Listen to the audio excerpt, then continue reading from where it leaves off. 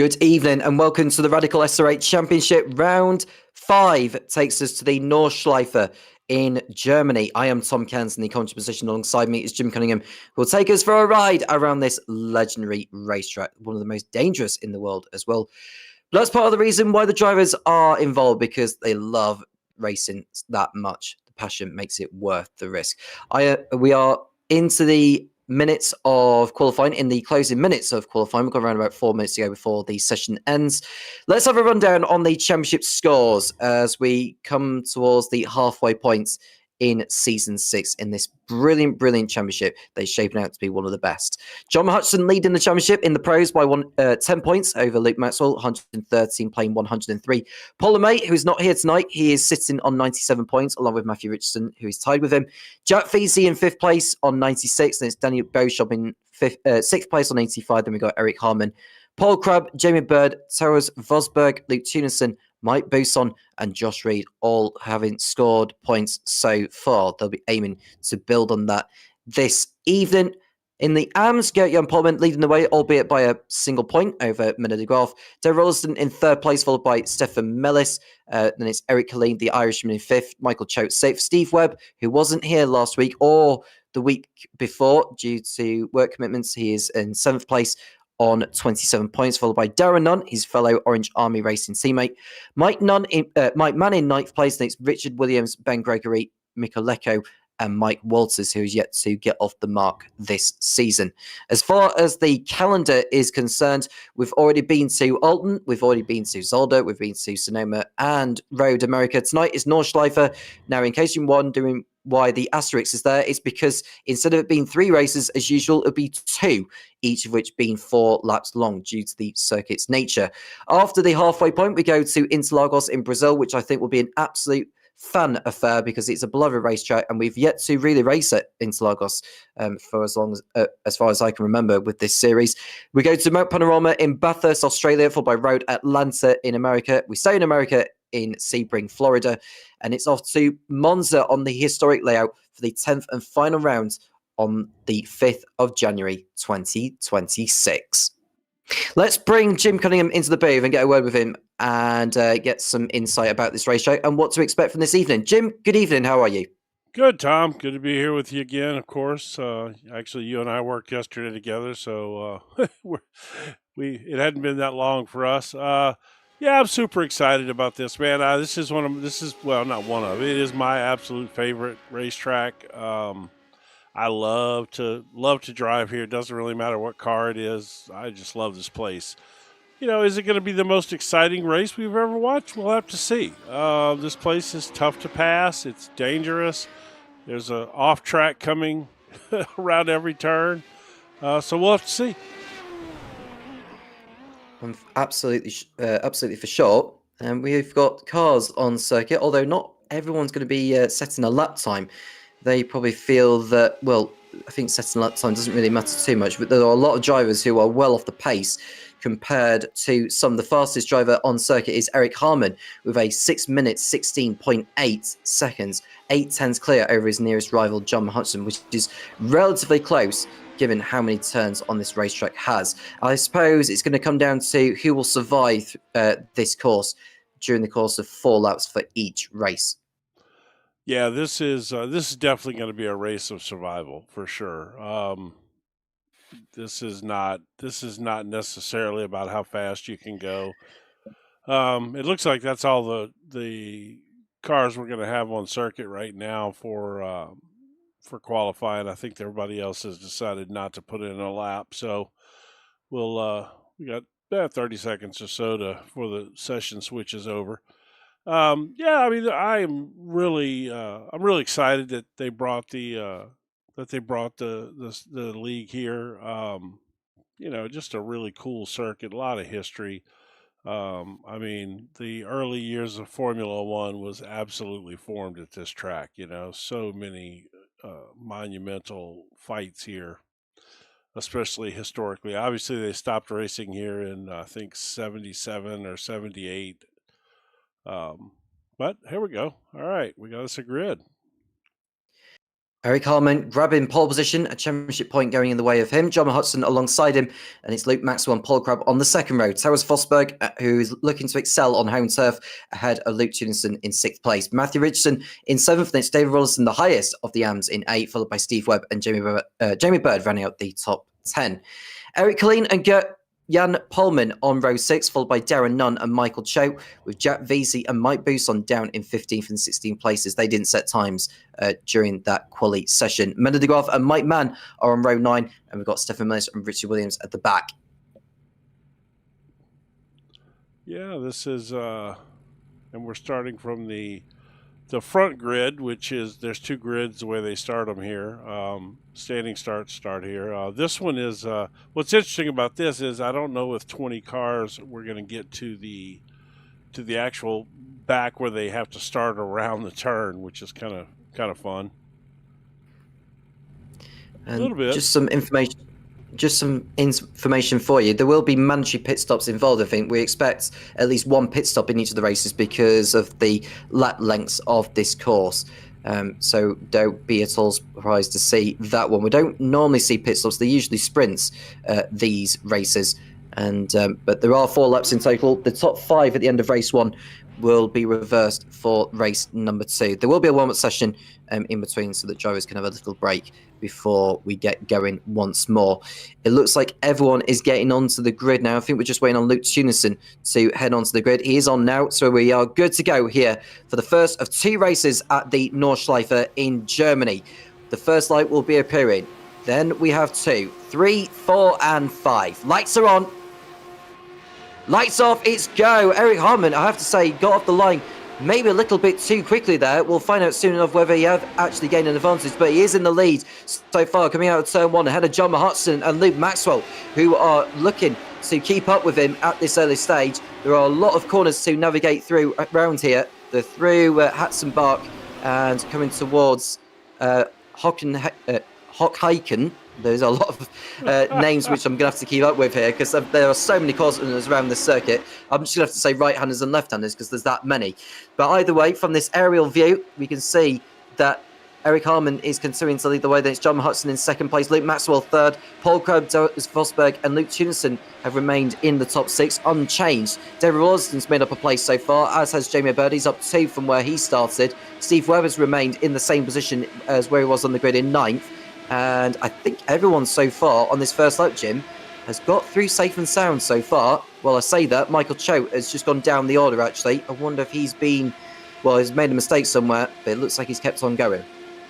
Yeah, or he could just be dropping to the back if he's not super comfortable here, you know. That's certainly possible with this place. This is going to be a war of attrition. There's a good chance that we probably lose half these cars over the course of a race. Here we see the field coming through. There is Towers Fosberg on the tail of Paul Crabb for 5th position as they continue to make their way through around this incredible racetrack of Nordschleife that is not used for racing these days, unless of course if it's like the 24 hours of the Nordschleife or something like that. But either way, it's very rare it gets raced on.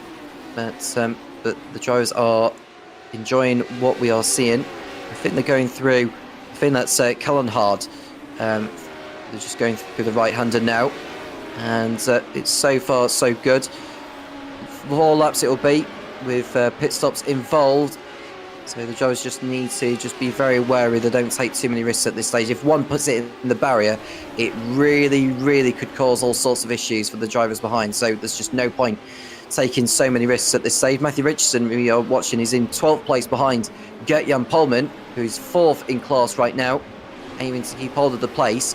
The point system is going to be different tonight compared to previous rates. It's going to be the feature race point system that will apply to both races. So it'll be 25 for the win, then it's 20 for second, 19 for third, with a point difference between every position downwards. And there's also a point for the fastest lap on offer. So there's a chance for good points for each of these drivers coming into this. The driver with the most wins so far this season, that's John Hutchison. He's got 3 wins. Eric Harmon, your race leader, picked up a victory at Sonoma earlier in the season. Luke Maxwell's got 2 victories to his name.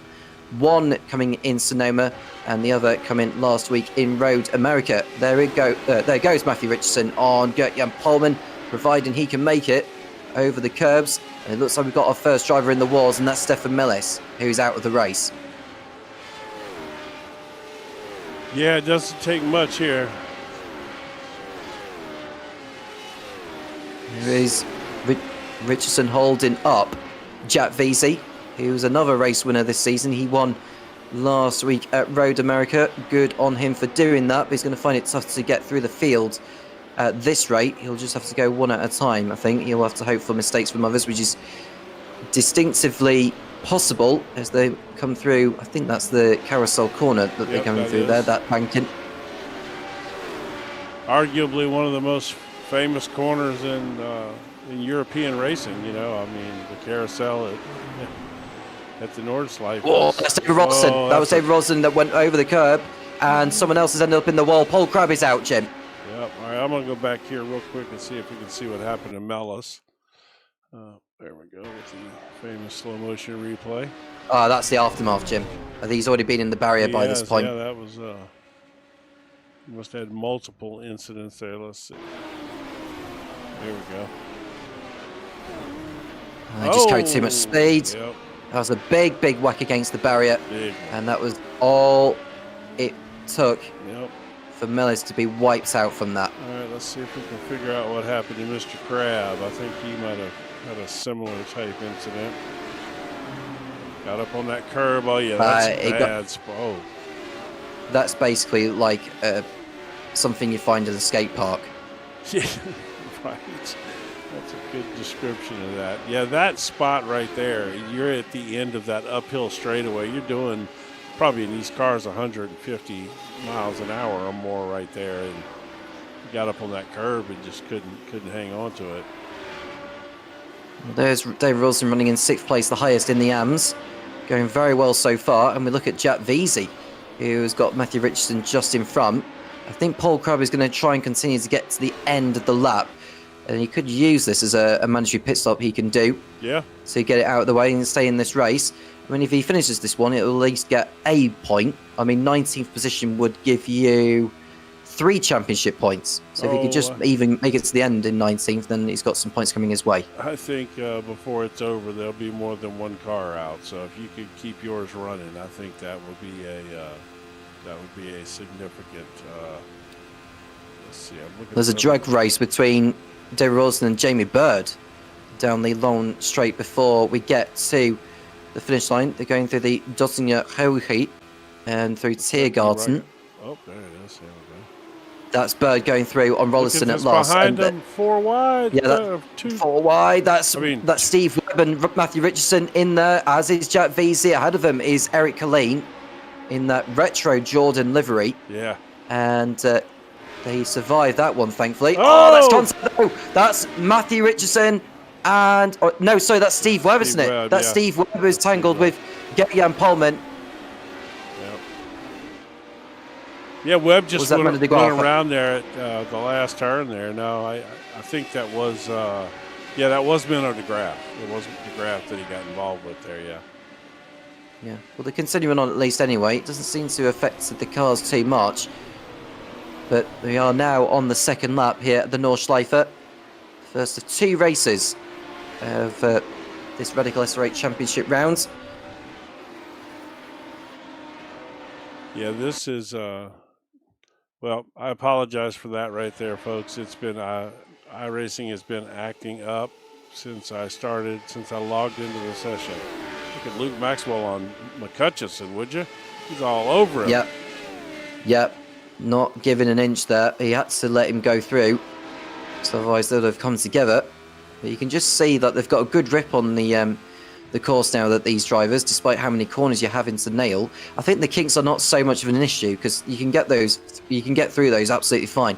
It's just when the corner comes at you so quickly, some of which are blind bends, it's very hard to comprehend what the other drivers are doing. Sometimes sitting behind a set of drivers can be of good use for a reference, so you know how to tackle the corners.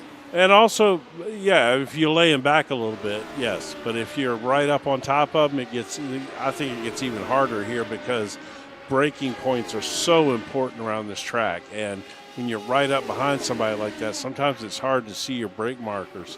That's why it's really advantageous to have multiple braking references when you can, just because when you're tucked up behind them, it's sometimes just really hard to see things, especially in these cars because you sit so low,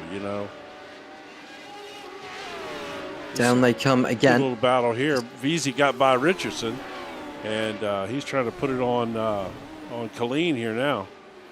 Yeah, it's about finding the right place to get the overtake done for Jack VZ. Down the hill they come, and that's the Versiphen, and it'll be the ex-Mueller that they'll be entering or coming through now. And he's just waiting back. He's probably going to wait until that long straight, or so-called straight, of the Kesselchen that they'll be heading through once they come out of Bergwerk. And that'll be where they'll pounce again. This is Bergwerk that they're heading through now. The right-hander, which Colleen, VZ and Richardson are coming out of. This is the straight that I was alluding to, and this could be where VZ makes his move.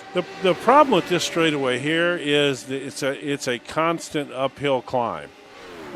This is a straight that kind of leads into that area where Paul Crabb got off the track and got in trouble. But here VZ's got by here, it looks like. Looks like he's going to make this work. Yeah, this whole thing here is a steady uphill climb. I want to say it's a couple of 100 feet of elevation change. It's a pretty decent elevation change. And it's hard to even run the car in top gear here because it's such an uphill climb. Stefan Miller's has rejoined the race. Well, he'll just about to get to the end. Will the Belgian, without any further drama, Darren Nunn has been in the wars on this lap as well. I don't know where he's picked up the damage, but he's continuing on his way. Yeah, he's got Michael Cope for company. I was about to pull that up, and then VZ made that pass, and I didn't. But this is Nunn here. Oh, yeah. Yeah. That's in, I don't know, I want to say that's like turn 3 or 4. So he's back. He was back a little bit on the lap anyway. All right, let's see. Let's go back up here real quick and see how these three are doing. These three hanging together pretty nice up here. They certainly are, and Harmon is doing his utmost to hold them back. Hudson's happy to just sit back at this stage and just read into what Harmon's doing. In terms of his defensive manoeuvres, they haven't got onto the back straight yet out of the Galgenkopf, but they will do in due course. They've got the carousel corner, the Klein carousel, which they'll be heading through. Yeah. But now it's... Oh, go ahead. I was supposed to say, I said 3, but you actually got Taurus Vosberg right in this mix too. He's just laying back a little bit like you were talking about earlier.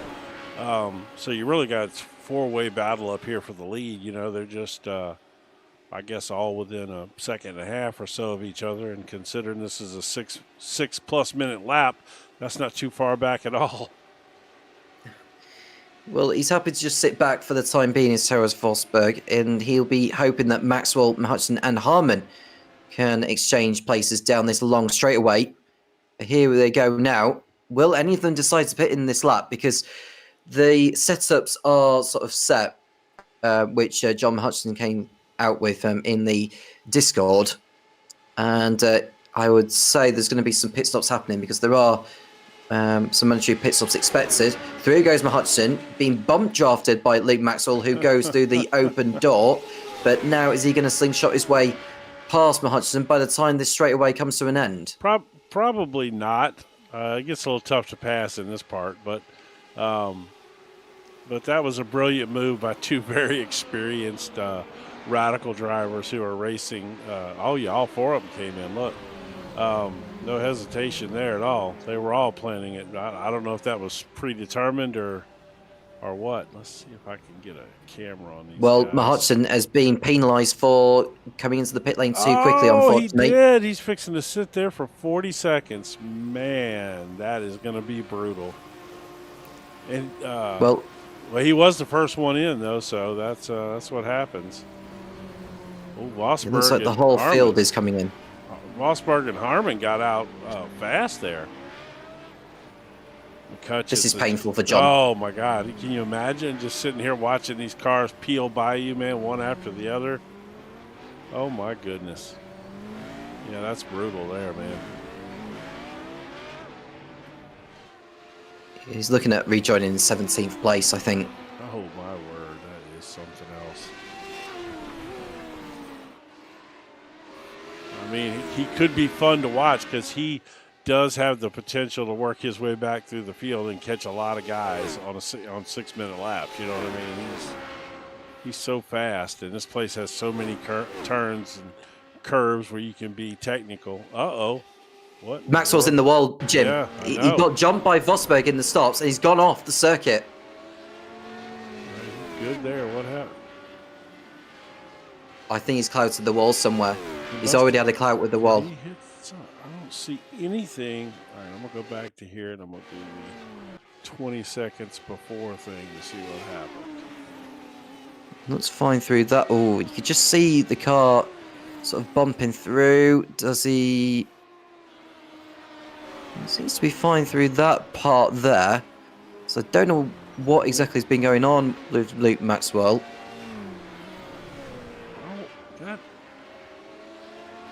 Oh, that's really bizarre. Almost looks like he's having some sort of issue, like sim related, or in his personal space there. Like a child, or I don't know, but something distracted him. Oh, he didn't get out of the way, and it's caused problems. God, but he towed. I think there was some battling going on behind. He took out David Rolliston. Oh my word! Oh my God! I got to see that again. And Rolliston was running the highest in the AMs before they came in for the stops. All right, let me see. Oh, it's like let me see it that way. All right, let me go back to live here, and then I'm gonna figure out how to get. I want to see that again. Okay. Vosberg on the tail of Harmon. Yeah, they're really glued to each other. Vosberg this is a great performance for him. Last week we were at Road America, and he was not comfortable there. Didn't like the track, and that's not exactly accurate. He wasn't a fan of this combo there, but yeah, he's looking strong here. So now Colleen here has the lead in the AMs after what happened to Rolliston, which was quite unfortunate. And he's got, I guess that's Mike Buson right behind him.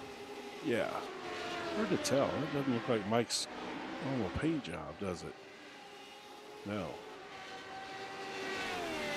That definitely does not look like Mike Buson's paint job compared to what we are usually seeing. By the way, he is racing and going after Eric Colleen.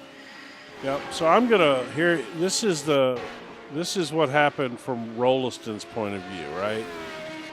So he's rolling along, and then It's like he reappeared because I watched him tow. Here, watch this. Okay, this is where he finally. I don't know if he blinks out or what happens, but watch, he disappears because I saw him disappear. See, he's gone. Yeah. And then all of a sudden, Rolliston comes along, and he's like he reappears and he hits him. I really feel for Dave Rolliston on Oh, that. big time. He wasn't even there. I mean, can you imagine? You're just flying around the Nordschleife, and all of a sudden a car just appears in front of you, stopped.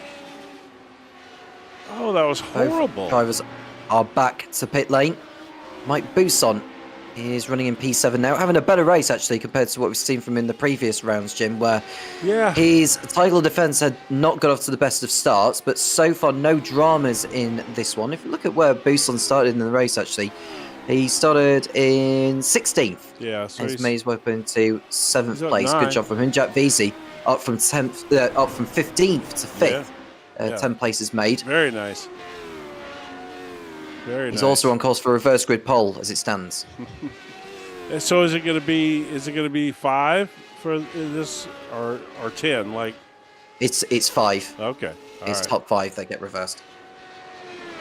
So this is kind of our best battles right here on track, which is not surprising at this place that they can kind of get stretched out a little bit. You know.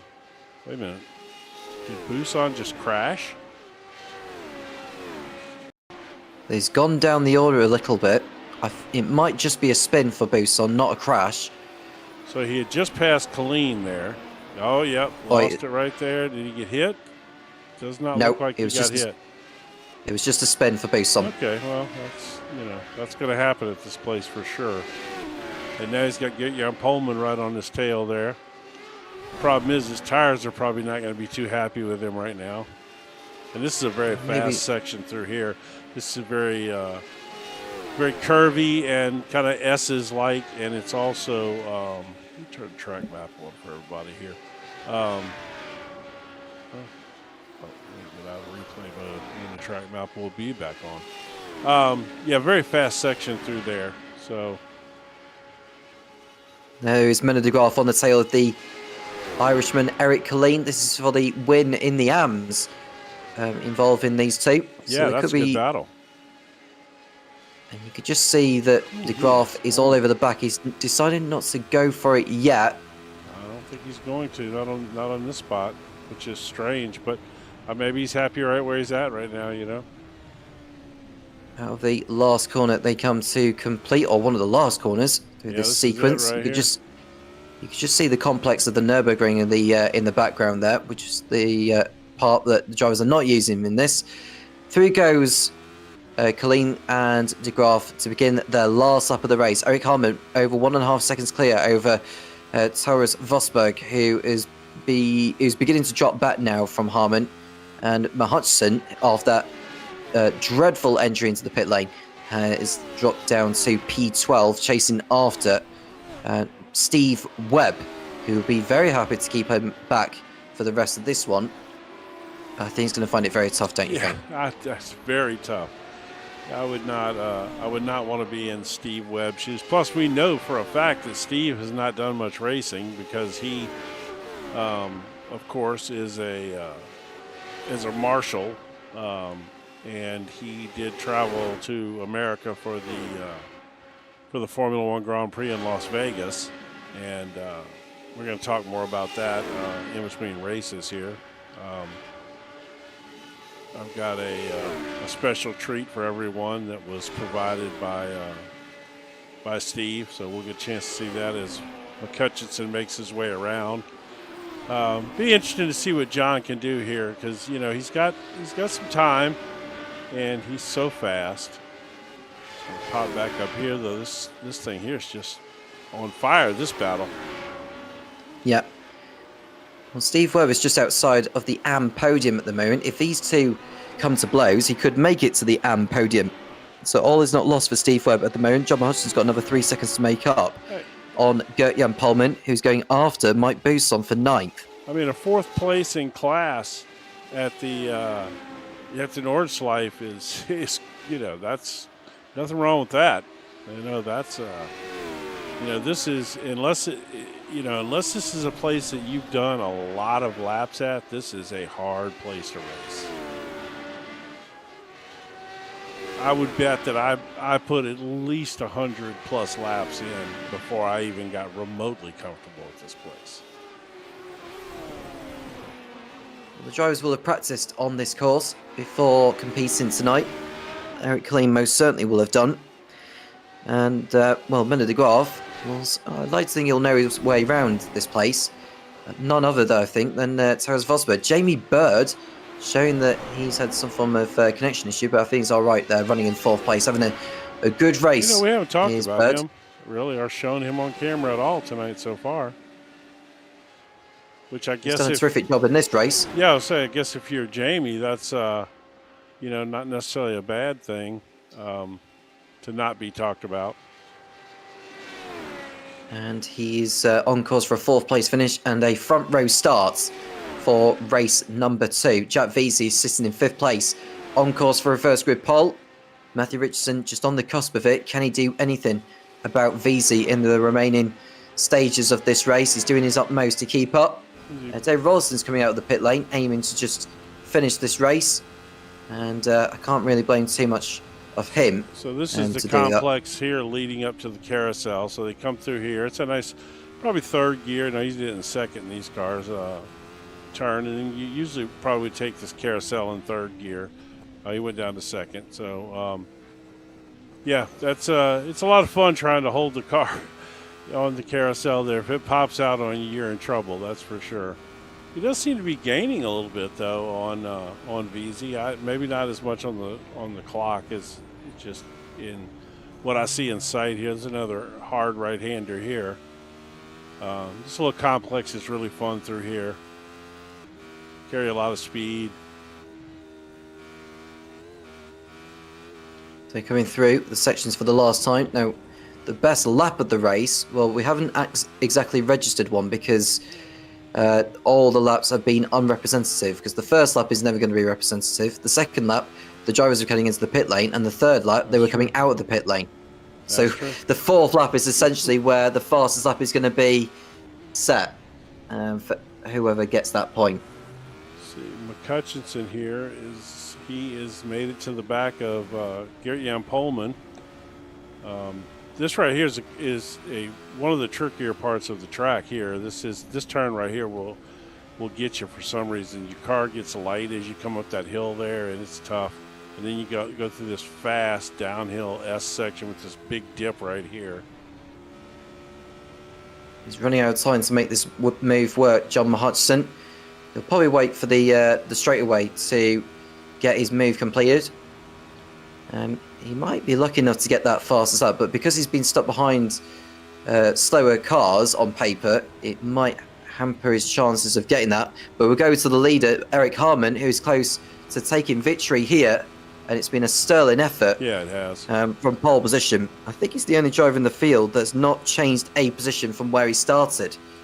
So he's done a terrific job to remain in the lead all the way through this one, despite the fact that he had the likes of Hutchison, Maxwell and Vosberg on his tail.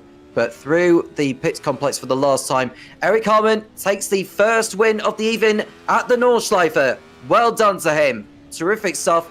Terence Vosberg is on course for his best result of the season in second place. And it's Luke Tunison who bags another podium finish. Look at this battle here for the lead in AMS. Yeah, that's banging wheels between Eric Collin and Mender de Graaf through the straightaway for the last time. And through the remaining kinks, Jamie Bird fourth, Jack Veazey will be on reverse grid pole, but it's not done yet between Collin and de Graaf. De Graaf snatches the AM win away from Eric Collin. A great drive again, and he takes over leadership in the AM Championship as well. Mike Bousson in 9th place. John Hudson did get by Gert-Jan Polman to make it into the top 10. Polman will be P11, and rounding out the AM podium, Steve Webb, Richard Williams, Michael Cho, Darren Nunn, Mike Mann, David Rolston, and Stefan Mills. We might be waiting a little bit actually before everyone crosses over the line, Jim. So a little bit of a breather for all the pair of us. Yeah, maybe. Let's see. Yeah, actually, it is going to be a little bit. Well, I guess not. I was thinking this might be a good time to do the Orange Army thing while we're waiting here. I don't know if is there going to be a break in between races? Do you know? I don't know off the top of my head. I will say there'll be at least 2.5 minutes before the results appear. Yeah, I'll tell you what. We'll do it right here. I think this will be good. So anyway, as a lot of you know, we have the Orange Army Racing guys here. They're all marshals or marshals in training or whatever, and it's a very serious job. They're at times their life could be in jeopardy, as we've seen in some Formula One races, and these guys take their job very seriously. Obviously, they are protecting the drivers, with the flags and stuff like that, and keeping the track workers and also the drivers safe. And Steve Webb was in Las Vegas. Apparently he brought the nasty English weather with him, because the first day was about I believe it was 13 degrees and pouring down rain for qualifying. So I want to thank him for that, of course, for bringing that over. And so he sent me a little video of them doing their job, and this kind of demonstrates the the level of seriousness that these guys take their job. So I'm just gonna pop this video up real quick. It's not very long. Oh, there they are. Oh, look. Oh, that's Steve Webb, by the way, folks, over there in the chicken suit. You can see him right there. There's the big sphere in the background. Yeah, they're all in the middle of the road. The safety cars are about to shoo them out of the road. We got guys running around with cones, but they do have yellow flags. And you can see Steve back there in the background. He's jogging around his chicken suit. So I asked him, I said, Steve, why did the chicken cross the track? And he said, to get to the race director. So I don't know, But anyway, there you go. That's just a little shot of the seriousness of being a marshal out there. And so there you go. You can thank Steve Webb for that. I thought that was pretty funny, so I thought I would share it. And we'll grab a word with Steve Webb at the end of the round here tonight and get his thoughts on the Las Vegas event, how it went for him, and maybe we could discuss about what he's maybe got lined up for 2026 as far as marshalling is concerned. Yeah. And of course, good. I know for a fact he's coming to the United States to do the Austin, Texas race at COTA. It looks like Stefan's almost out of gas or something. It feels that way, doesn't it? He is tiptoeing his way to the line. Now, if it was a real-life racing driver, he may have stopped and tried to push the car to the line. I think he wrecked when I was pushing we won't show it, but I think he had a little accident when I was showing the video. I think he's limping it home because that's all that's got left. But anyway, he's over the line now. Yep, so we should have results here. Let's see if we do. Yep. At the end of that race, it is Eric Harmon who takes victory. It's his second of the season. Terence Vosberg in second place. Luke Tunison running out the podium, which is a great effort from him. Jimmy Bird in fourth place, and Jack Veazey making it to reverse grid pole by making it home in fifth place. Matthew Richardson in sixth, and it's Menno de Graaf who snatches the AM victory from Eric Colleen's nose, who was eighth and second in class. Mike Boost on ninth, and John Hudson running out the top 10.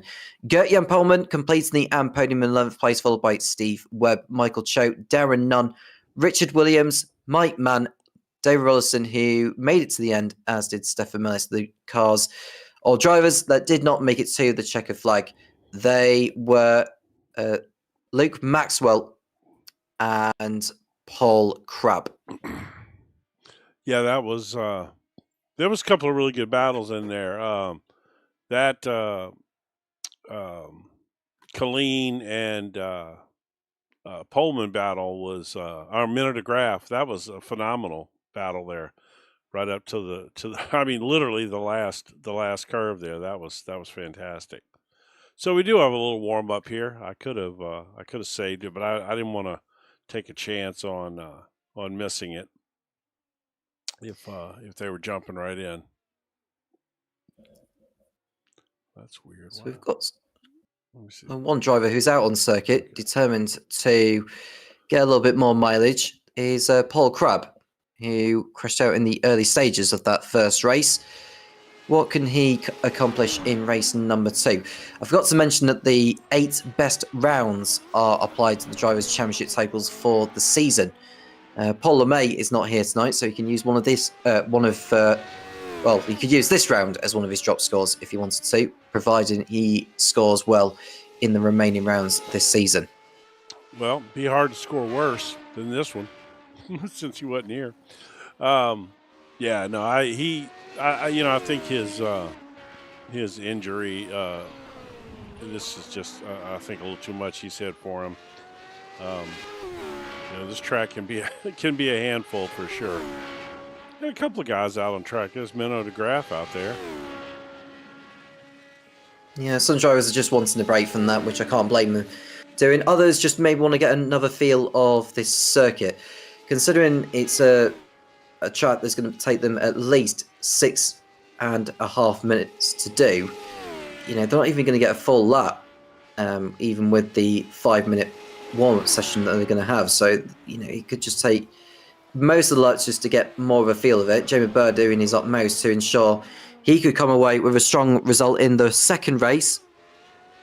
I tell you what, he had a very quiet race in the first one. We didn't talk about him, you know, really, and he was no trouble, no real drama, excitement. Ooh, that was close. I love this part of the course right here.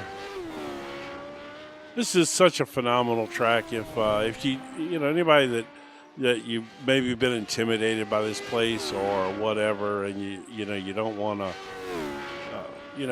it's just so you struggle. You think you're going to struggle to learn it. You know, go out there and do that. They got that official race called the Ringmeister Series, and it's always here on this track.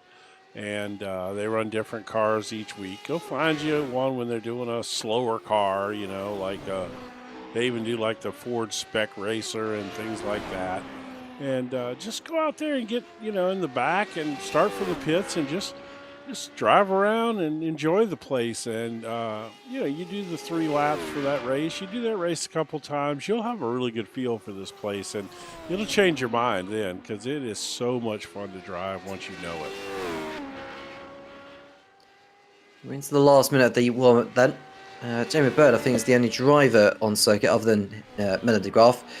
And, they've not got too long to wait until we get going for the last one. It will be the same format as before, as race number 1, except there is no reverse grid being applied after it because it is the last race of the evening. And before we do wrap up for round number 5 and entering the second half of the season, when we go to Interlagos, Sao Paulo in excited. A week's time.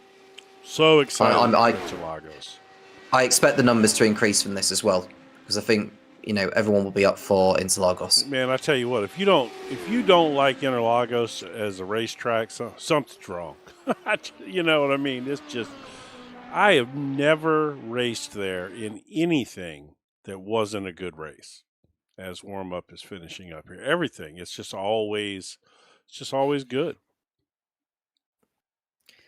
Warm-up has concluded, and the second race of tonight is about to commence. But before that, let's have a rundown on the grid, and it's showing that John Hudson is on pole position, so it must be the top 10, not top 10. So it must be the top 10 that determines the grid, not the top 5. Either way, it's John Hudson on reverse grid pole, Mike Bousson alongside.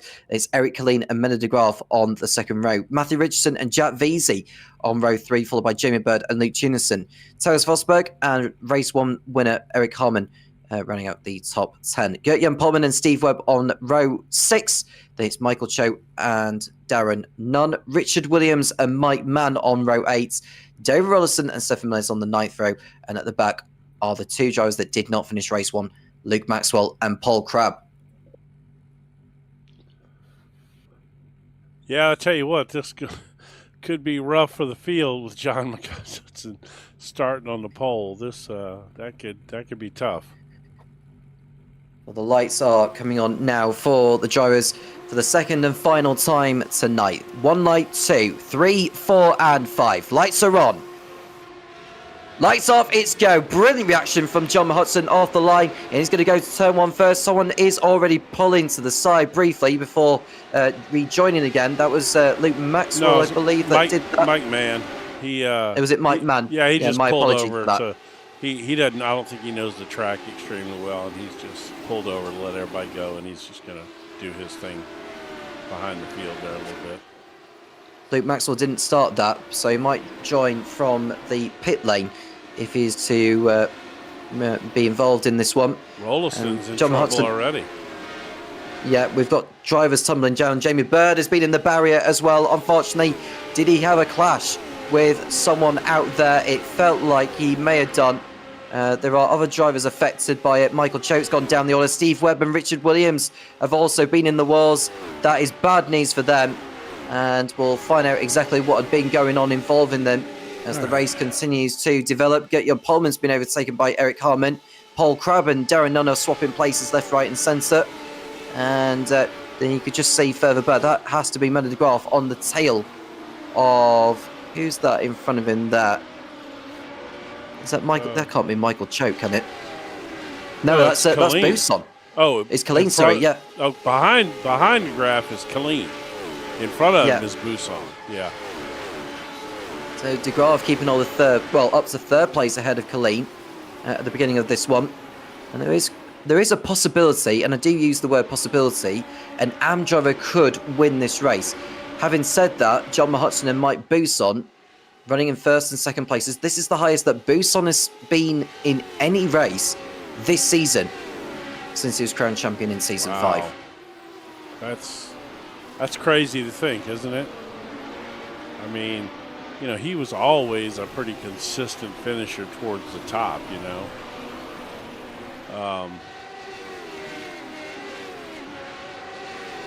As the field settles down. This is a little pack right here, though, isn't it? It is. 4 drivers not continuing in this one. Luke Maxwell didn't get going. Steve Webb, Richard Williams and David Rollston have stopped.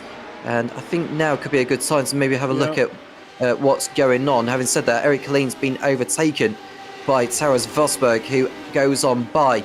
The German absolutely flying on home turf tonight. And Eric Colleen's loss of momentum has allowed Jack Veazey to also go past. Luke Tunison's the next driver waiting in the wings. And further back, you can see Eric Harman, who is now ahead of Matthew Richardson for 8th. Yeah, Taras Vosberg is having a great race. You know, obviously, it's essentially a home track for him, right? So, you know, maybe he's got a lot of experience here. It definitely matters. This is some good stuff. All right, so let's go back and see. So initially, right off the bat, David Rollston, right off the bat, I think he must have gotten it right there. Let me jump back 10 seconds real quick. I think him and Paul Crabb got together. That was very weird. His front end came off when nobody was in front of him. He's had the worst luck possible tonight. What was that? Yeah. We also lost Steve Webb on that first lap as well, Jim. I don't know what happened to him. There we go. This is well, let's go back. I want to see what happened to Jamie first. Here's Jamie. Oh, did he get turned? No, that was completely on his own. Was it? Yeah. All right, I'm going to change camera angles then. I'm going to see that again.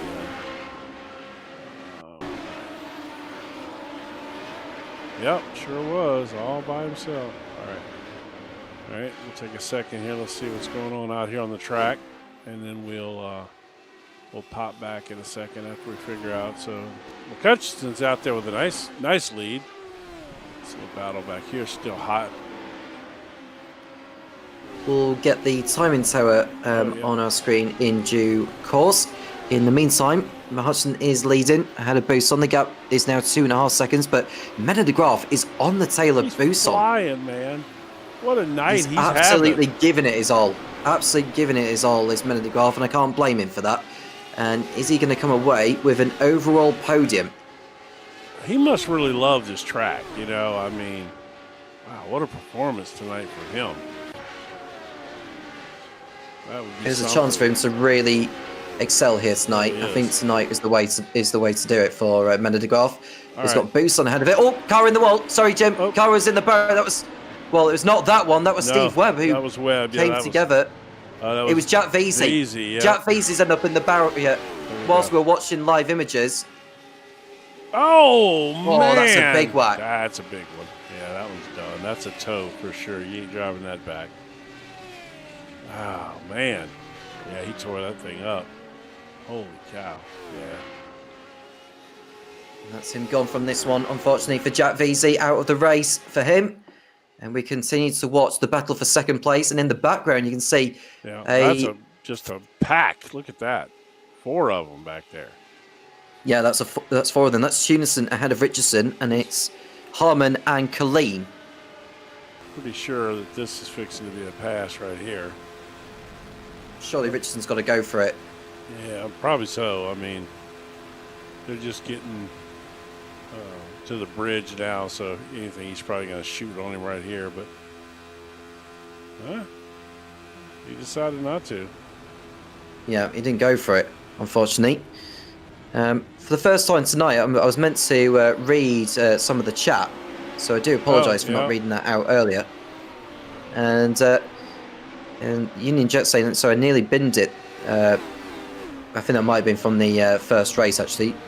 But this time around, Jack Veazey ended up in the barrier. And MGR Racing, I think that is Matthew Richardson, was saying it was just too far back to get the proper draft.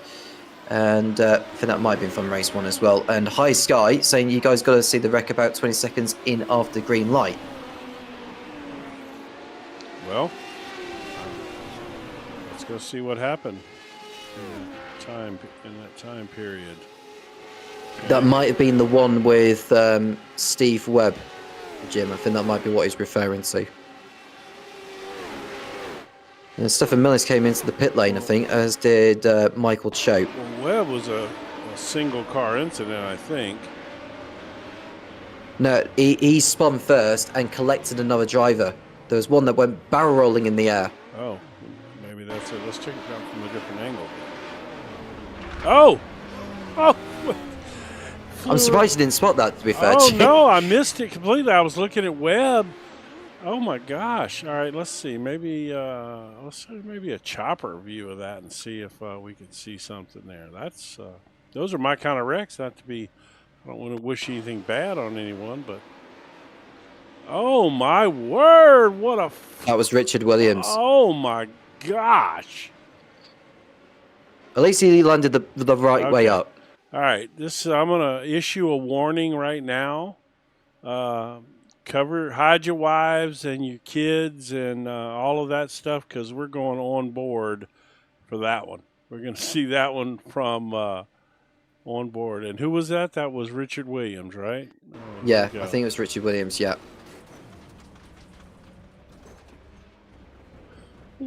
Wow.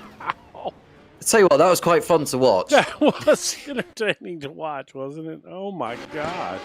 It felt like a roller coaster, but a more dangerous version of it. Who tipped us off on that? High Sky 95. I'm not sure who that is, but thank you. That was well worth the 4 replays. I gave that one. Yeah. 5 drivers out of the race so far. Luke Maxwell, Dave Rollston, Richard Williams, Steve Webb, and Jack Veazey. Michael Choate is down in last place, but he's just made his mandatory stop, as did Stefan Millis, who's got his out of the way just like he did in race number 1. Hutchinson's lead is over 4 seconds on Terence Vosberg. And it's Mike Bousson who's running in 3rd place ahead of Mender de Graaf, who is still looking to keep up. I think Vosberg got in front of Bousson and de Graaf since we last saw this battle, Jim. Yeah, I've been back searching for these previous wrecks. Okay, let's do this real quick. I just want to see these passes. Tell you what, if he's pulled these off around a very notorious part of the circuit. That is a tough spot right there. You are flying right there.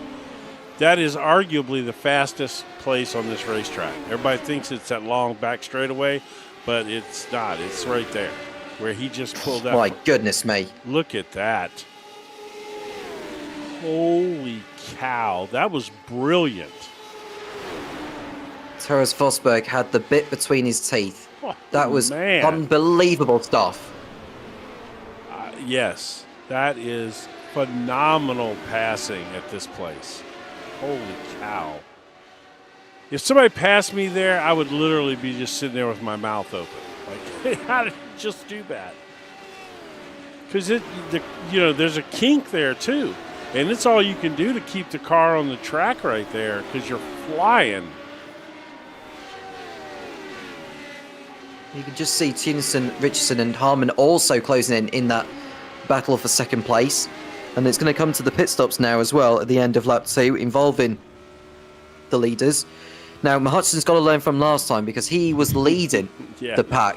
He won't make that mistake again, I bet you. No. No, I doubt that he will. I don't care. From I don't care what they say about old dogs. That one's going to learn a new trick, I bet you. well, I'm sure he won't make the same mistake twice. But we know what John Hodgson's got. Oh! Someone spun round in the barrier. That is. Who's that got in the way? It's Busan. No, it's Busan. Busan. It's the it was Busan. Wow. Okay. All right. Let's see what happened to Mike. De Graaf had nowhere to go. No, that tore Minno's car up, and I don't think that was his fault. It wasn't his fault at all, but the front end had ripped off, and that will mean it'll be a longer pit stop for him for when he comes in. Let's see, Busan here. I think he got sideways, and he was trying to hold on to it, and De Graaf just clipped him from behind, and that's sure is a mess there. Oh man, unfortunate for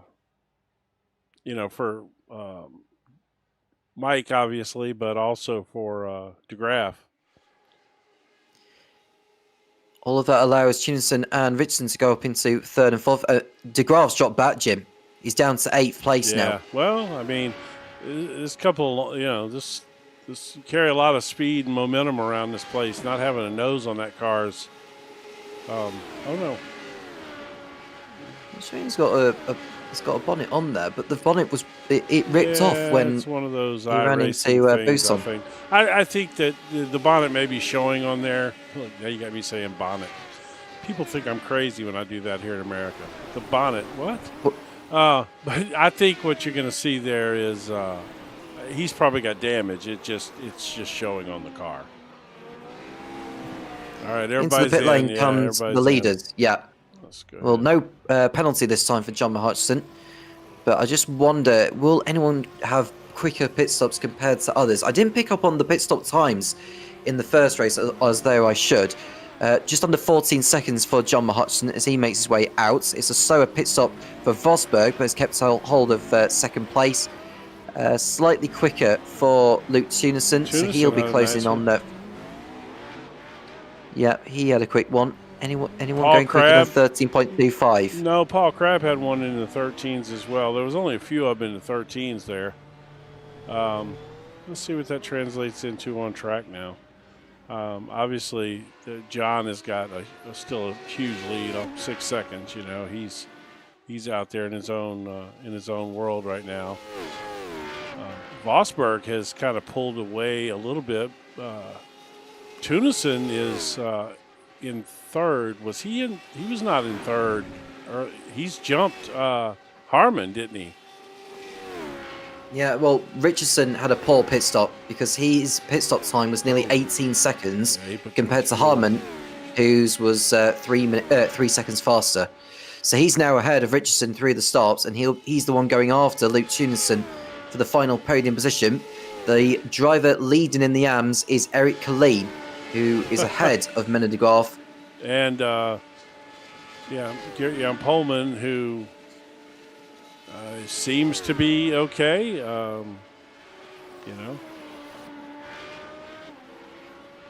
So let me clarify. I may be confused since their car colors are so similar too. It was Menno de Graaf that hit Busan, or was it Polman? Yeah, it was de Graaf. Okay. No, it was de Graaf that ran into Busan. All right. Because their cars are kind of similarly colored too, red, white, and blue, and I always get tripped up over between those two in terms of the liveries. But at the moment, neither of them are leading in the AMS for once. Eric Colleen is the one ahead, and you could just see Paul Crabb getting a little bit out of shape. Luke Maxwell's having computer issues tonight. Jack Veazey said he's been airlifted to the hospital. I believe it. The one that should have been airlifted to the hospital was who was that had the massive flyby wreck at the beginning? It was Richard Williams. Richard Williams had the... Yeah, Williams. Yeah, that's the one it should have been. Holy cow! What a crash that was. Through they come once more. Eric Colleen gunning for the AM victory. He is right where he needs to be for that. Yeah, He just got to keep Gert-Jan von Pullman off of him now. But yeah, he's in a good spot. In fact, he's, I think, closing the gap up a little bit here on Paul Crabb even, huh?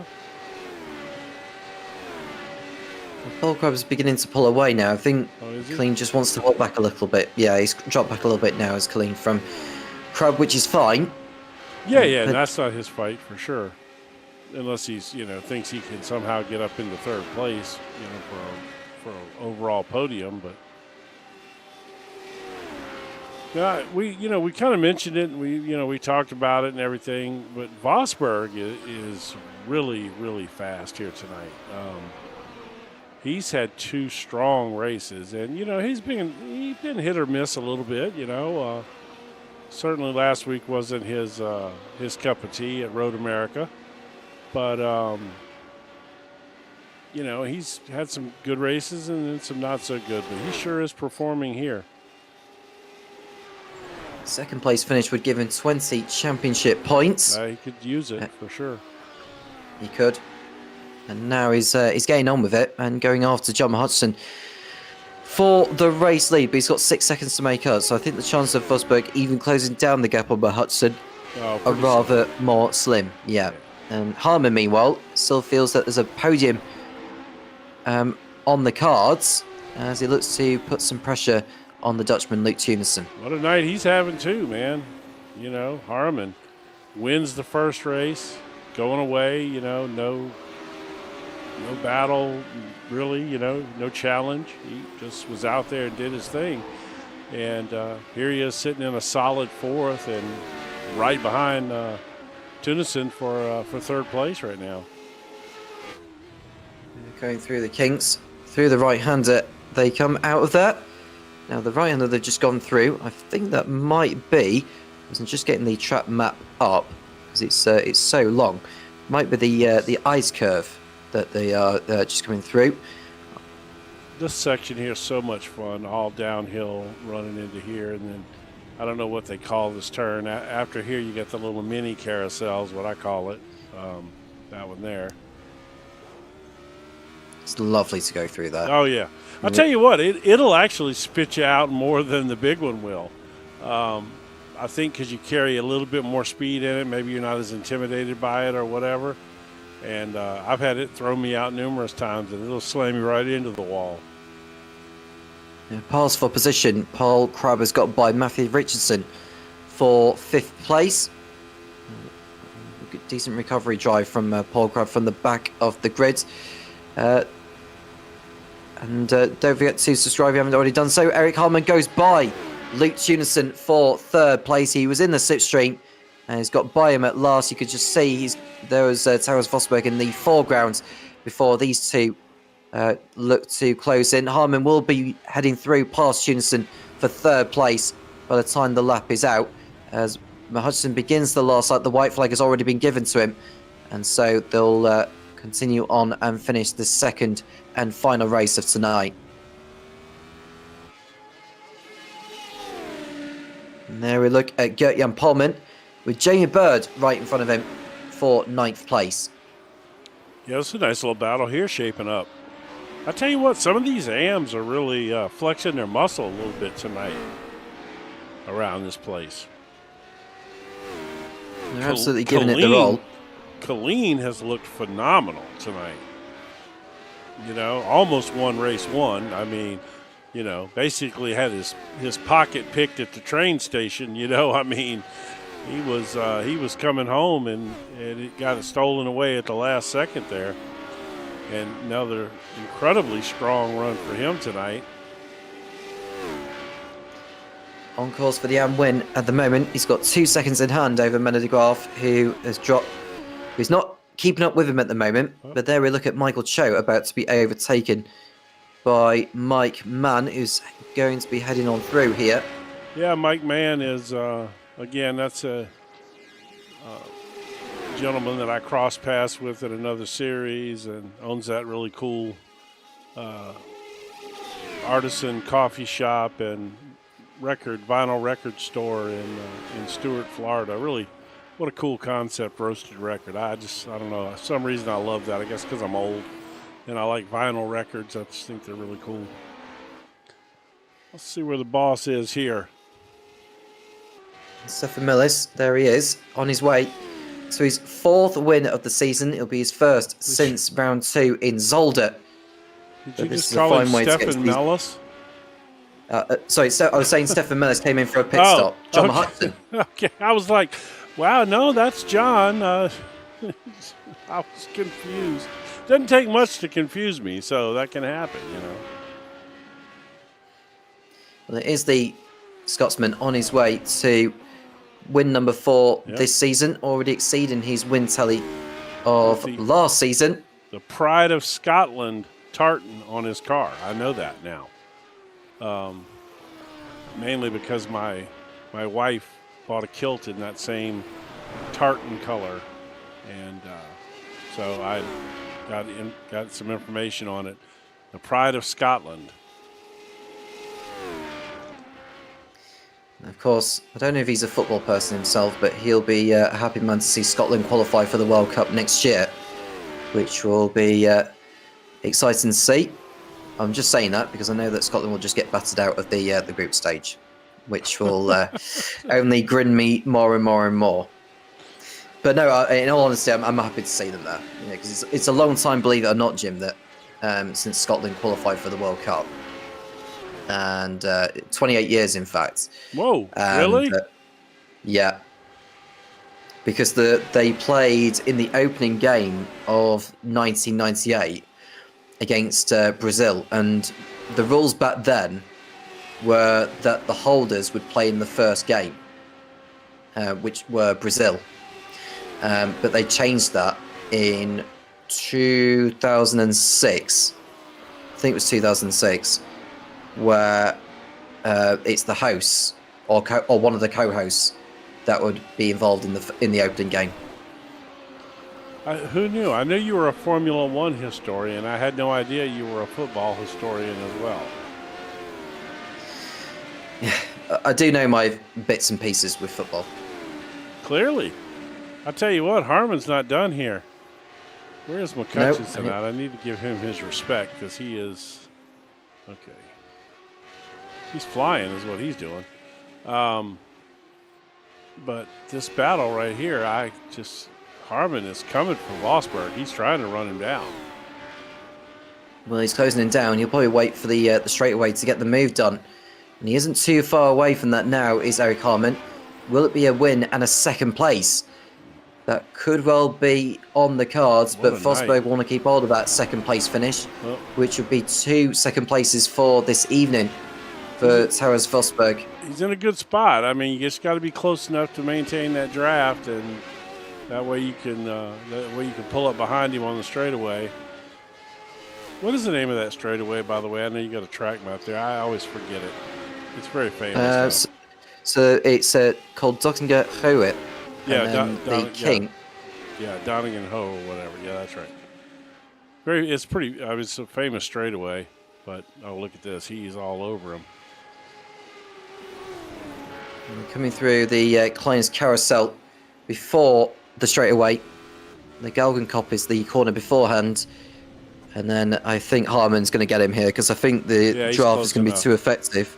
Oh, they got a kick of oversteer as the track undulated. As they come out of the right-hander and onto the straightaway now. Oh, he's too far back at the moment. He did lose a little bit, but I still think he's got enough there. Oh, Vosberg's like, no, you're not drafting me. Oh, he's got to get over. He can't make this run, not get over and draft him. What's he doing? Well, he's doing so now, but I'm surprised it took him as long as it did. Vosberg changes direction again. I don't know what the rule is in terms of changing direction on a straightaway. I mean, Vosberg knows he's a sitting duck here. There's nothing he can do. Yeah, no way he can hold that one off. Harmon was smart enough to not do it too early. Yeah. John Hutchison's coming through. The final turns now for the win. Harmon goes through. Hutchison wins the final race this evening at the Nordschleife. Eric Harmon got by Vosberg for second place. and we'll finish the evening with two top two finishes. Luke Chillinson just finishes off the podium behind Vosberg, but it's two podiums for the home hero in third place. Paul Crabb fifth, Matthew Richardson will be in sixth place, and the winner in the AMS will be Eric Killeen. Congratulations to him. Yeah. With Menno de Graaf recovering to finish second in the AMS. Jeremy Bird ninth, and the last driver in the AM podium will be Gert-Jan Polman, who will be heading over the line now. Yeah, and I'll tell you what, a couple of these guys have had a great night tonight. Really great night. Killeen, what a night. First and second, and almost two first. I mean, like I said, he got his pocket picked at the last second, Then you got the night that Harmon just turned in, a first and a second. Darren Nunn coming through, one of the orange army cars. See if we're down the order in 15th place, but at least he'll get some points anyhow. He did miss the last two rounds, did Steve Webb, so he can't afford to have any more drop rounds. So he does pick up points here, which will be added to his championship total. We've got Michael Choate heading over the line very shortly. The same for Stefan Mellis, who's run about 6 seconds off him. I think Mellis he made 2 pit stops in this race, did Mellis. So he's on fresher tyres and chasing Michael Choate down, but he's going to run out of time to do anything about Choate, unfortunately. They are coming through and finishing in 12th and 13th. And then we've got Mike Mann and Steve Webb, who will be the last of the finishers. Yeah, it's. I think Webb's lack of ability to race over the last few weeks has probably showed up a little bit tonight as well. This is not the kind of place that you can come to and not have your rhythm down. This is, such a rhythmic racetrack. You got to get comfortable here to get around it. But what a fantastic place. I guess Mike Mann's, there he is, finishing up right there. That was a cool shot of Steve zipping by. Yeah, it was not too bad, was it? No. I'll tell you what, man. You know what I'm going to do while we're waiting? I want to go back and watch that. We'll go back and find that flip again from early in the race. All right, who was that again that flipped? It was Richard Williams. Richard Williams. Yeah, let's see.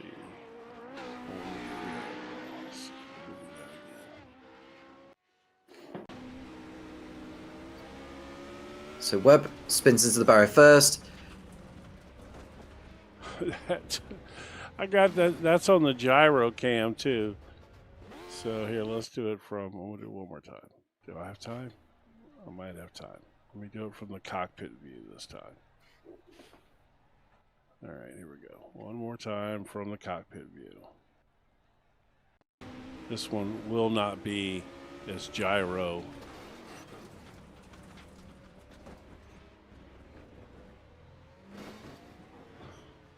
Wow. That might be the best crash we've seen all season. I hate that for Richard, but it was fun. All right, and we're waiting on Steve to finish up here.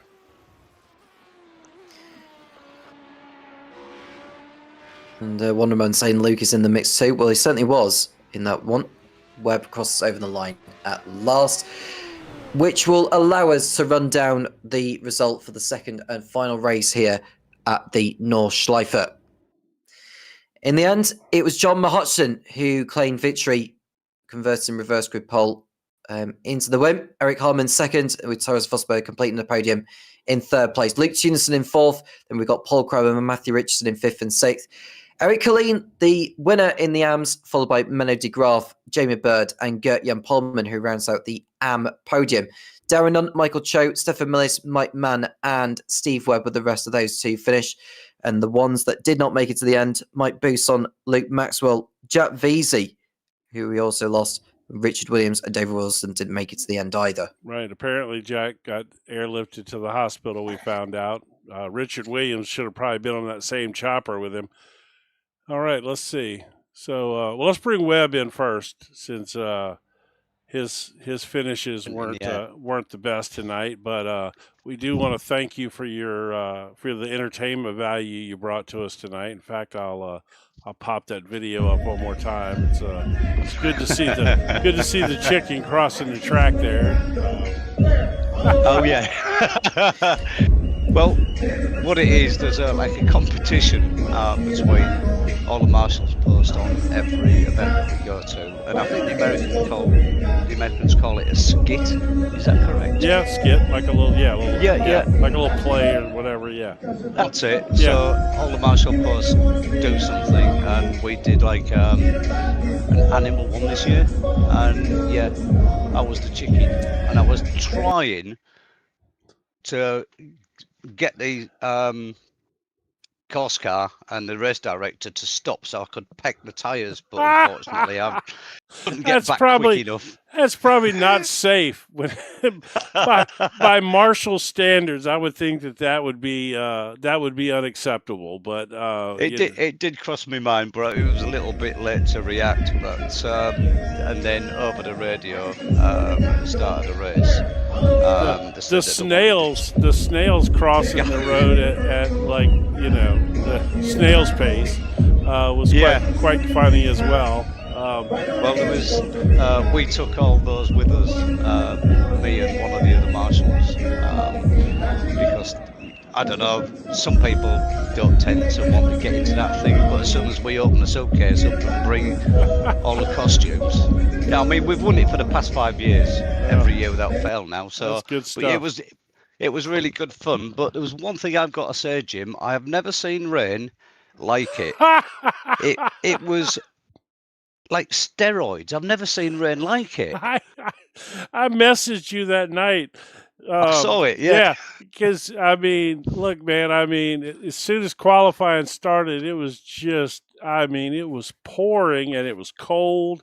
And I'm like, this isn't in Las Vegas weather, especially, It rains like 5 days a year in Las Vegas, and you brought a flood. Well, I think they've had the 2 years worth of rain in one.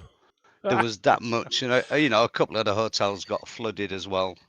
Really? Not ours. I think the Bellagio had a few issues. That's hilarious. Is it the Flamingo? Yeah, No. well, it could be.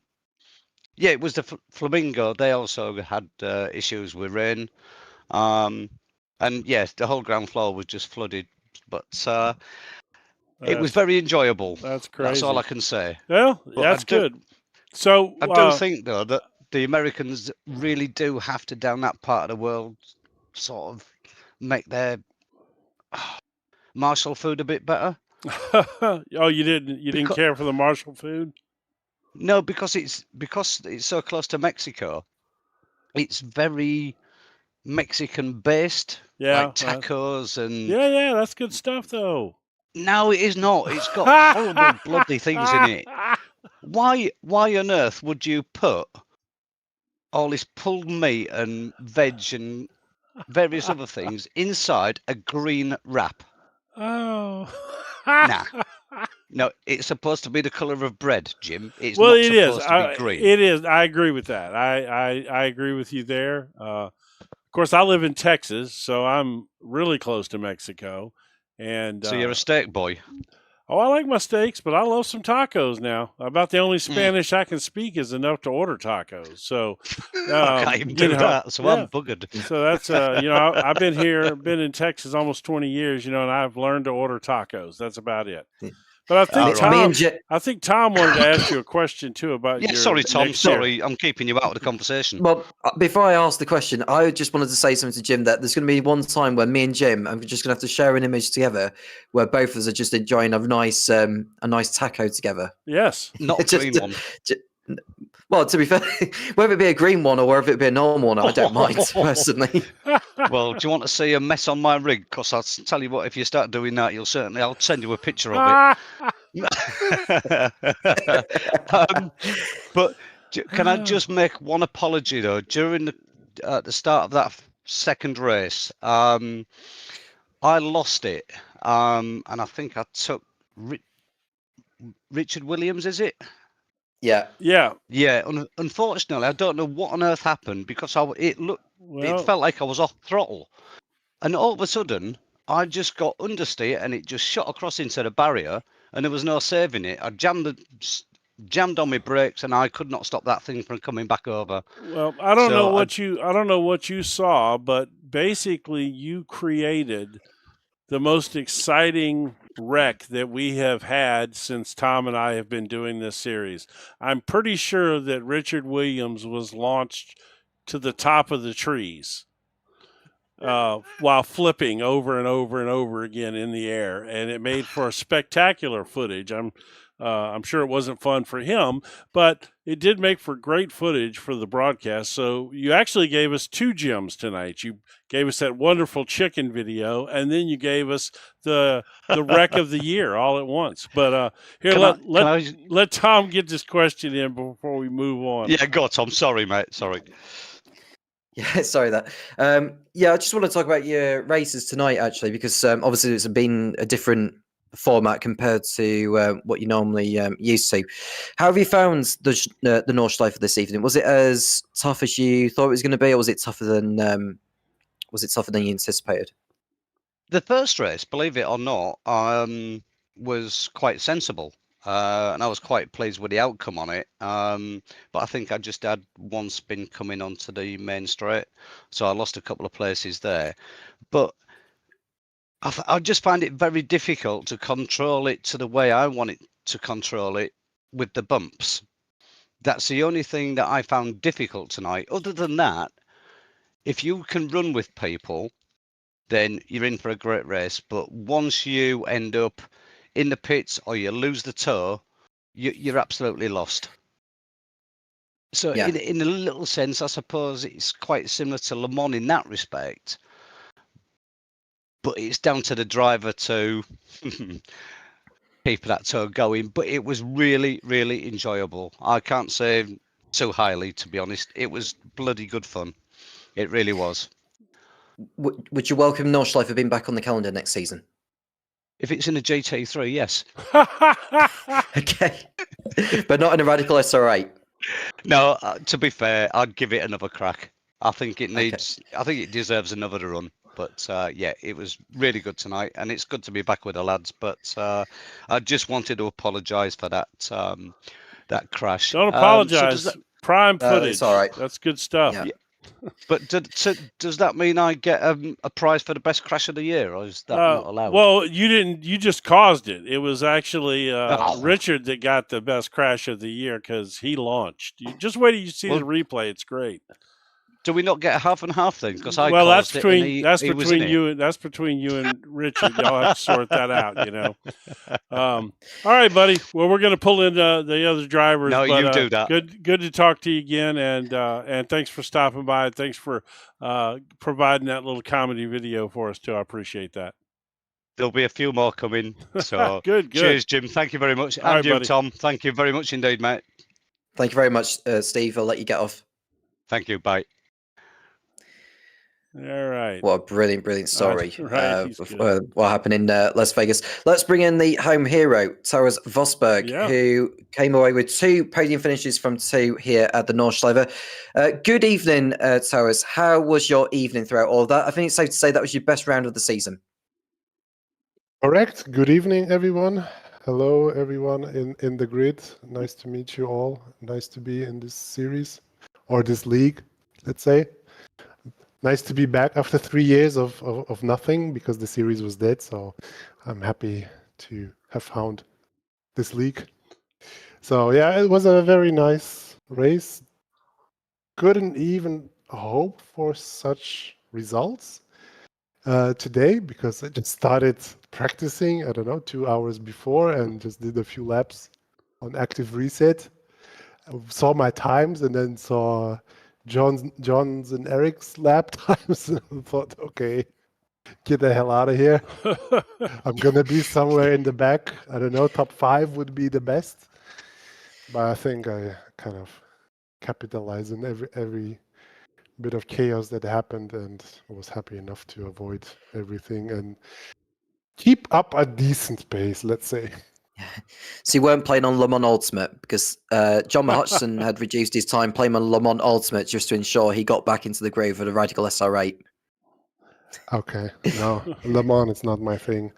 Just can't get the feedback dialed in, so I'll stick to iRacing for Really? now. That's funny. That's funny Yeah. you say that, though. But I could see that. Once you get it dialed in, though, it's fun. But hey, I look. don't have any feedback in the middle part of steering, let's say input. Interesting. Like I have resistance and everything. Right, right. I kind of tried to catch a slide, but sometimes it just You pulls should out talk of to nowhere. John about it. Obviously he would be one that could give you some good information about that because he's on there a lot, and obviously he's probably got his settings dialed in pretty well. Obviously because of the way he's obviously a great driver. But look, I just want to tell you, congratulations, great round you had tonight. Both races fantastic.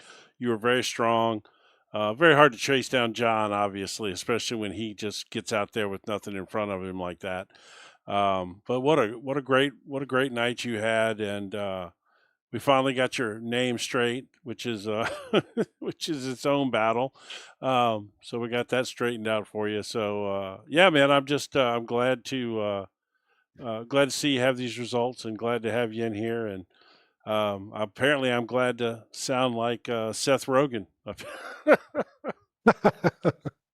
You surely do. And Is it- next week in Interlagos, I'll be somewhere in the back. Already told John. Great track. I thought though. you would do. It's a great shot. Yeah, I thought you would do well at that particular circuit. To be honest with you. No, I somehow don't. I don't know why. Okay. Is there anyone to shout out to before we let you go? I don't know. The whole grid. And probably Eric and John for an even better pace, which I just didn't even try to keep up with. I mean, I tried the last chicane lunge with Eric, but I don't know. He had a little bit more courage in comparison to me.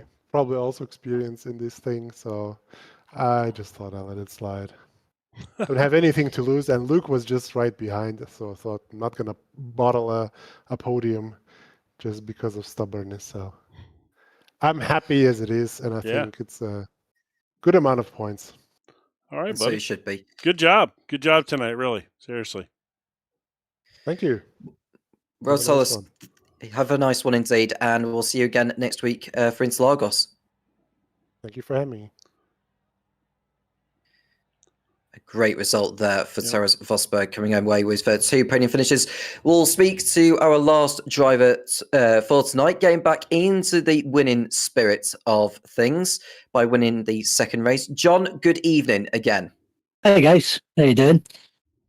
We were talking about Scotland qualifying for the World Cup. Sure.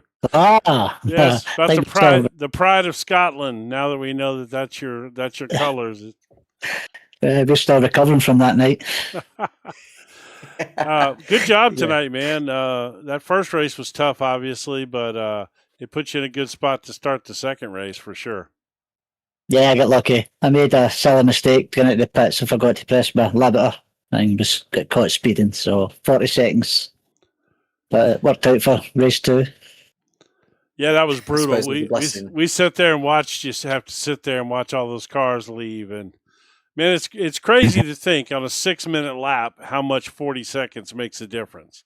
But it really did. I mean, it shot you down to what, like, I think you went down as far as like maybe 16th or something, right? Can't remember. The 15th. first position I remember was 13th. So I maybe passed the 2 before then, but I can't remember. I just I remember think it was 15th. Yeah, I know you got back to 15th, 10th, okay. obviously, but yeah, you dropped back pretty far. It was crazy to see how far you did drop back because you think 40 seconds in a 6-minute lap is not, there's a lot of spread through that field, but you sure did. It sure did punish you. That's for sure. Absolutely. 40 seconds, any circuit would almost half a lap, most circuits. So it's a big punishment. But it's my own fault, so I've no excuse. No one else to blame. But I feel sorry for Luke Maxwell. He had no luck tonight. His steering wheel gave up, and then his PC gave up. So not a good night for him. No, it was not a good night for him at all. There was a couple of guys had some bad nights. David Rollison, he literally came out of I think it was around turn 5 or 6 there somewhere, and Luke had pulled over and had disappeared off of the track and was not there. And Rollison just comes flying up, and all of a sudden Luke reappears right in front of him, and Rollison just blasts him, and it was so weird. We went back and looked at it a couple times, and he was gone. He was off the track. So when David rounded that corner, he wasn't there. He didn't see him. And then all of a sudden he reappeared, and man, it just destroyed David's night. And then in the second race, he got into a weird little deal with Paul Crabb early on and knocked the front end off his car. It was a horrible night for him, considering especially that first one, because that was not his fault at all. Yeah, he posted a clip on the Discord channel, and I've seen it. Luke told me about it as well in a team chat. It's just racing. It's unlucky. Yeah, it's just one happens. Of those things. Yeah, but I hope there was plenty of action for you tonight. It was good. To be honest, if I'm being completely honest, it was better than I thought it was going to be.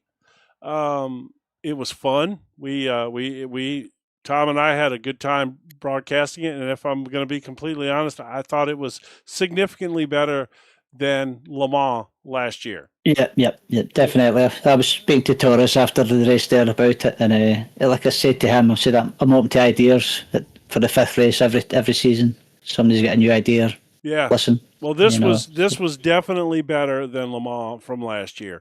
The track itself produces so much more excitement. The problem is you don't get the excitement of off tracks and wrecks at Le Mans, really, because it's a pretty simple circuit, really, relatively speaking. Whereas this definitely brought the excitement and the off tracks, and we had passing, which surprised me. I didn't expect to see the amount of passes that we had tonight. It was good. I enjoyed it. I really did enjoy it. Yeah, you can pass here, but the only problem with is if there's a wreck halfway through the field, you more or less bring everyone else into behind you, and that's the biggest fear around here, especially at the start. Cold tyres going through the twisty sections, carnage can happen. But I think it was okay tonight. Yeah, not bad. Everybody behaved pretty well. There was a little bit of an incident there in the second race, up not long after. That's where Steve got in trouble, and we sent Richard Williams. We tried to launch him to the moon there. Wait till you see that clip. That's going to be a funny one. But that's a wreck of the year for sure if we put together a highlight video. But yeah, man, it was good stuff. I enjoyed it. I'm glad you picked this one. It was fun. Good. Right, Jim, back to the World Cup. Whereabouts do you live? Back to the World Cup. There you go. Now you and Tom can chat about World Cup, because I know very little. Yeah, but you've got a big house. I'll bring some of my friends over, and you can keep us up for a couple of nights. Yeah, I mean, it's going to be an entertaining one, I would say, because obviously it's over in America, which obviously I don't know how much Jim will follow the World Cup next year. That's the only time that Americans ever follow the World Cup is when we host it. Usually, it'll be big. It'll be big here, though. Because whenever we host it, it is a big event here, and they.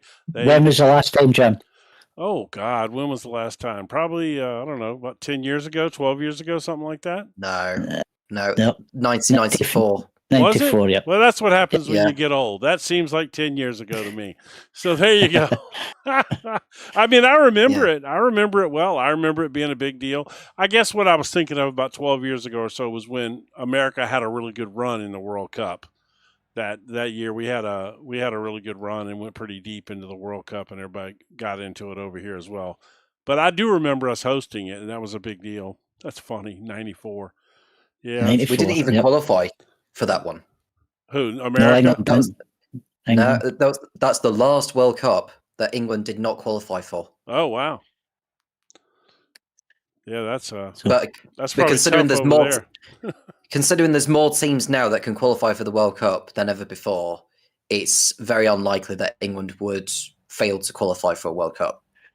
No, not if you keep getting loot sections like you got this year. That's true, to be fair. Here we go. Let's Oh, not Anyway. talk about well, football. we better pause this this World Cup talk for off the air because JP's gonna be sending us a bill for this TV time. Yeah. He doesn't. He knows nothing about football. He doesn't care, Well, but he cares about well, his dollars spent. Well, to be honest, he's a Tottenham supporter who hardly win anything except last season, of course, against. Ned's their manager. Yeah. Anyway, we'll leave the football talk from there. Anyone to shout out to, John, before we let you go? Just a shout out to the usual, you guys and everyone in the league for Hey, keeping it going. 20 Good numbers people. tonight. 20 people Yep. turned out to race the Nordschleife. That Yep, right brilliant. there, that says something because, you know, a lot of people would skip this one, even though Paul LeMay did skip it, which I really wish he would have shown up. I know why he did, but 20 people turned up for this. That says a lot, man. Yep, definitely. So, again, congratulations for that as well. So, Well, John, it's been a brilliant event tonight. A great choice of circuit as well with the format that we've had. It's certainly been better than what we did last season at Le Mans. I'll leave you to work on with some ideas for next season. And have a good evening. And we'll see you again for Interlagos in a week's time. Okay, thanks, guys. all right, buddy. Good night. That was John Mahutchison coming away with the final race win of the night and keeping himself at the top of the Drivers' Championship as far as we know. The championship standings will be updated in due course. But what an evening of action, Jim. We saw a fair amount of action, I would say. Not Yeah. the most we've ever seen. No, of course but not. we've taken away some good pointers, let's just say, from that event with the overtakes that we had, the battles for the lead, the pit stops as well. Yeah. Rare that we have pit stops in the Radical SR8 Championship. That played a part, certainly for John Mahutchison's sake, Sure although did. not exactly for the right reasons. But more to come at Interlagos next week when we return to the conventional format. Yeah, super excited for Interlagos, but really, really, really enjoyed this. I am so glad that this race turned out the way it did. I was excited for Le Mans, you know, and then that settled in, and it just wasn't what I had hoped it was. But this was great. I mean, it was fun. Plus, this racetrack is so magnificent to see as you go around it. You know, it's beautiful. It's just great. I mean, so yeah, this was a winner in my book, and I would be more than happy to do this one every year for the big long middle race. You know. I would look forward to it as well, and look forward to see what other ideas John decides to come up with. He's in creative, due that's course. for sure. 100%. I wonder if there's like another endurance circuit or something like that where we could maybe apply the same sort of format. Oh, I'm Two sure. races of like 4 or 5 hours. So we'll see what he can come up with. Yeah. Anyway, let's wrap it up. Jim, thank you so much for your company as always, and thank you to everyone that's tuned in to the broadcast. If you enjoyed it that much, why not like and subscribe, and you can keep right up to date with all the action that's being shown on the JP Broadcasting YouTube channel. It's time to sign off. It's been a brilliant victory for Eric Harman in race 1 and John Mahutchison keeping his place at the top of the summit in race 2. And a great job as well for the likes of Terence Fosberg, who came away with 2 podium finishes to his name. His best best results of the season as far And Eric as Colleen. we know. Shout out to And Eric Colleen bringing some Irish pride as well by clinching the AM victory in race 2. A great job from him. We'll see where he is in the standings for when we go to Brazil in 7 days' time. I am Tom Cairns with Jim Cunningham, and we'll speak to you again soon when the Radical SR8 Championship returns.